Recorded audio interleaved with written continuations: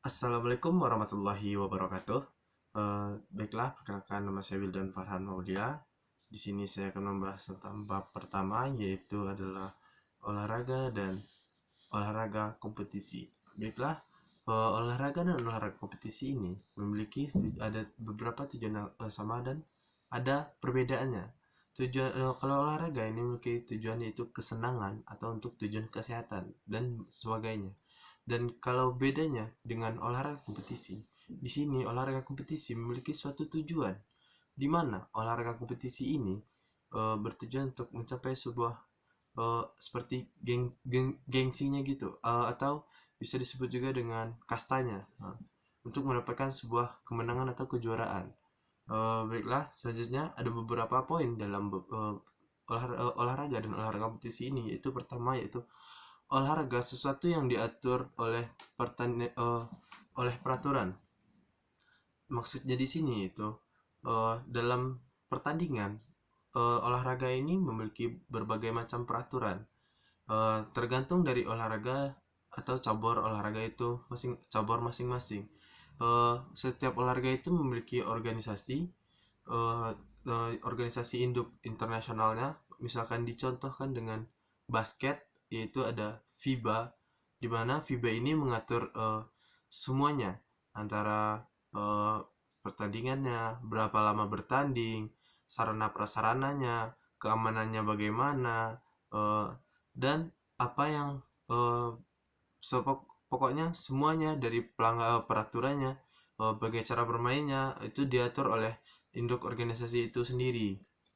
Dan juga eh, di sini sarana prasarananya itu harus juga dia ditetapkan, dan keamanan dari agar lancarnya pertandingan itu sendiri.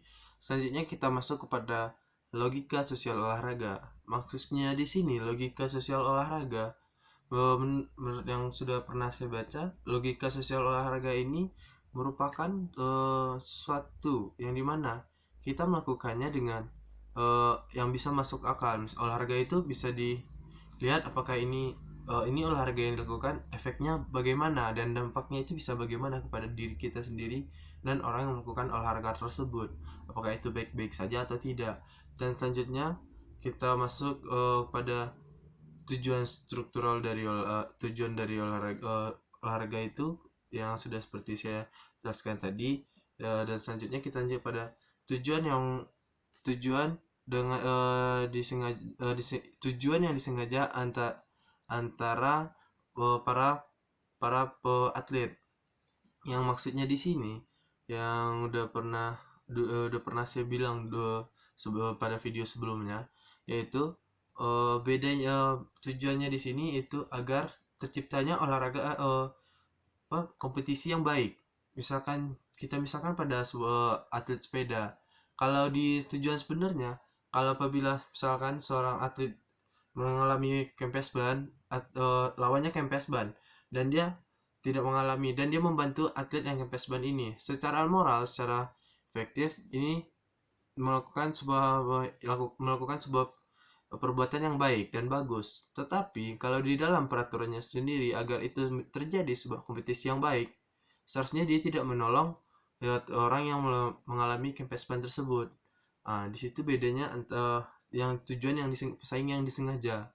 Selanjutnya setelah itu kita masuk kepada yang terakhir, ya, ada tujuan moral olahraga. Di sini olahraga memiliki ada beragam macam, ada moral olahraga, di mana di sini kita moral ini merupakan dari prinsip dari bagaimana sifat dari orang itu sendiri.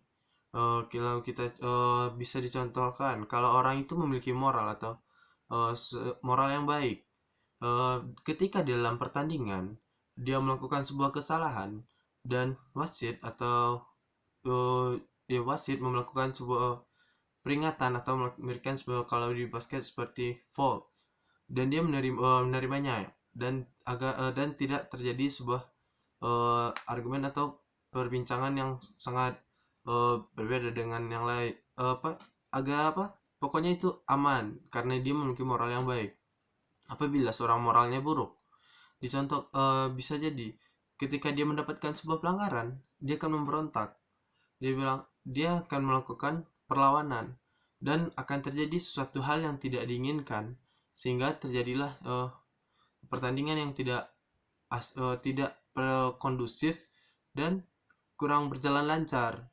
Sehingga di sini sangat dibutuhkanlah eh, moral yang baik untuk para atlet dan sportivitas yang tinggi. Baik, dan saya bahas sedikit tentang eh, induk organisasi eh, induk organisasi setiap cabur itu.